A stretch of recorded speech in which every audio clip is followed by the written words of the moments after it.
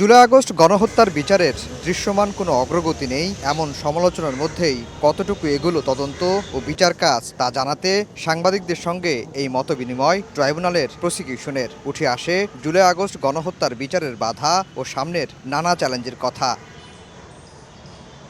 Chief prosecutor জানান, তারা স্বল্প সংখ্যক লোকবল নিয়েই এই হত্যার বিচারের কার্যক্রম শুরু করেছেন।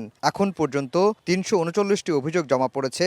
আনুষ্ঠানিকভাবে মামলা হয়েছে ২২টি। এসব মামলার তদন্তে ১,০০০-এরও বেশি ভিডিও ফুটেজ পর্যালোচনা করা হয়েছে। জবানবন্দি নেওয়া হয়েছে হাজারের অধিক ব্যক্তির। তদন্তের ক্ষেত্রে নানা অসহযোগিতার বিষয়টিও তুলে ধরে প্রসিকিউশন। নষ্ট আলামত পুনরুদ্ধার, বিচার বাধাগ্রস্ত করতে লবিস্ট নিয়োগের বিষয়টিও উঠে আসে। প্রসিকিউশন জানায়, এখন পর্যন্ত জুলাই গণহত্যার মামলায় গ্রেফতার করা হয়েছে ৫৪ জনকে, পলাতক ৮৭ জন। তদন্তকারী কর্মকর্তা এবং বোমা হামলাটার ব্যাপারে তো আপনারা রিসেন্টলি রিপোর্ট করেছেন। বিগত ফ্যাসিস্ট সরকারের পলাতক সুবিধাভোগীরা বিপুল অর্থ বিনিয়োগ করে ট্রাইব্যুনালের তদন্ত কার্যক্রম এবং বিচার প্রক্রিয়া বাধাগ্রস্ত করার চেষ্টা চলমান রয়েছে এবং করে আসছে।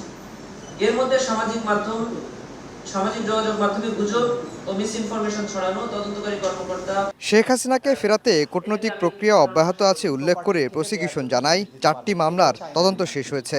এছাড়া সাবেক মন্ত্রী ওবায়দুল কাদের, আসাদুজ্জামান খান কামাল সহ আরও ১০ জনের বিরুদ্ধে রেড নোটিশ জারির অনুরোধ করা হয়েছে। তাদের বিরুদ্ধে আজকে এই রেড নোটিশ অথবা ইন্টারপোলের মাধ্যমে রেড নোটিশ জারি করার জন্য পাঠিয়েছি। তারা হলো mister Obaidul Quader, mister Asaduzzaman Khan Kamal, mister AKM Mozammel Haque, Mohammad Hasan Mahmud, Jahangir Kabir Nanak, Sheikh Fazle Noor Taposh, Mohibul Hasan Chowdhury Naufel, Nasrul Hamid Bipu,